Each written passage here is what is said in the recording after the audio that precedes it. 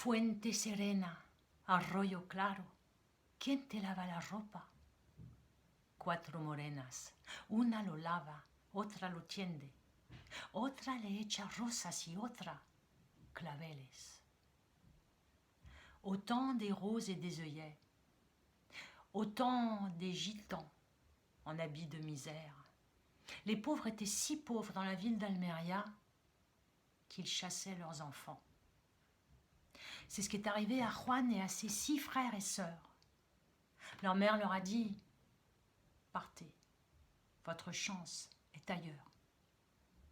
Alors ils sont partis.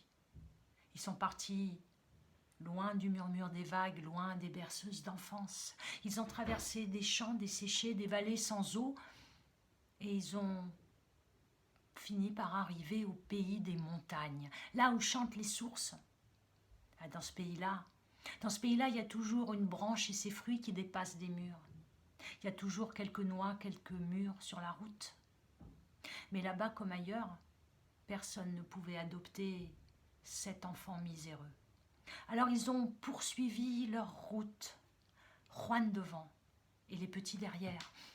Juan devant, l'œil toujours sur la houle bleue des montagnes, au fond du ciel. Un soir, ils sont passés devant une grille forgée d'arabesques.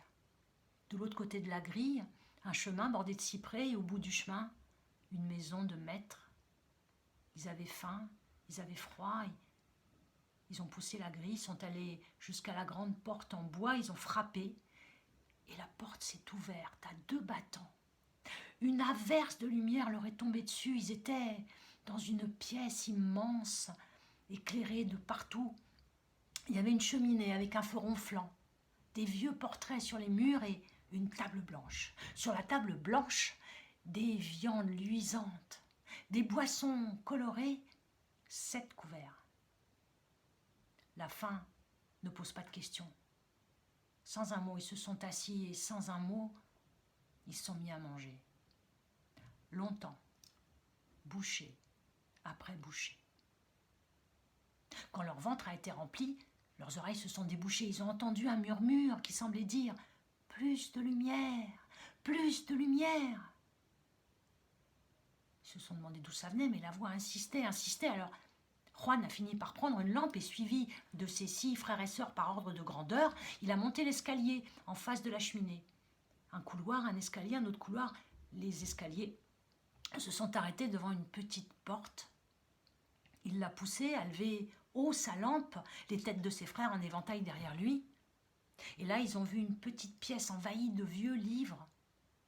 Un vieil homme en bonnet de nuit, la peau aussi jaune et flétrie que les pages du livre sur lequel il était penché.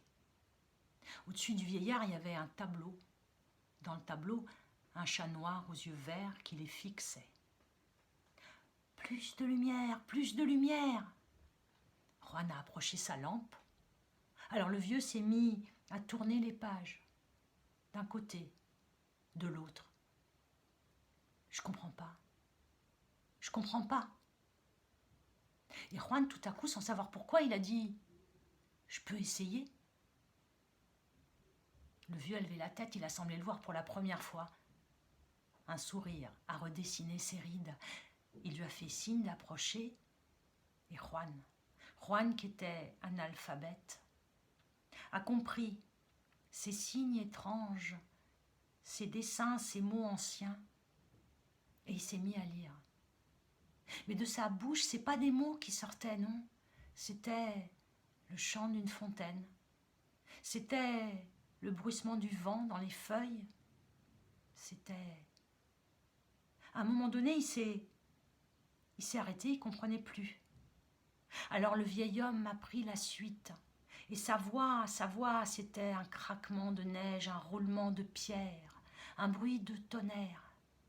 Leurs voix se sont mélangées, portées l'une l'autre, et les murs et le temps se sont abolis. En eux, autour d'eux, des paysages, des visages se sont mis à défiler, des jours, des nuits se sont mis à tourner, des jours, des nuits se sont mis à tourner comme une roue sur une pente, de plus en plus vite, de plus en plus vite.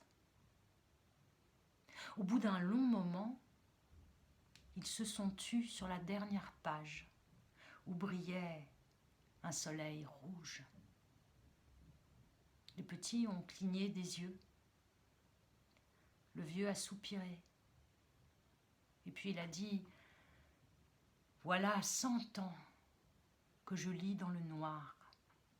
100 ans que mes yeux usés attendent ta jeune lumière. Nous nous sommes retrouvés dans la roue du temps. Qu'il soit béni. Je te laisse ma maison, je te laisse mon livre. Dans la cave, 7 marmites remplies de pièces d'or. Oublie tout ce que tu sais. Un souffle a éteint la flamme de la lampe, et puis elle s'est rallumée. Dans le fauteuil, plus de vieux. Dans le tableau, plus de chats. Sur la table, un livre en cuir neuf. Juan s'est approché et ouvert le livre. Les pages étaient vides. Arroyo claro, fuente serena, ¿quién te lava la ropa? 4 morenas, una lo lava, otra lo tiende, una le echa rosas y otra claveles.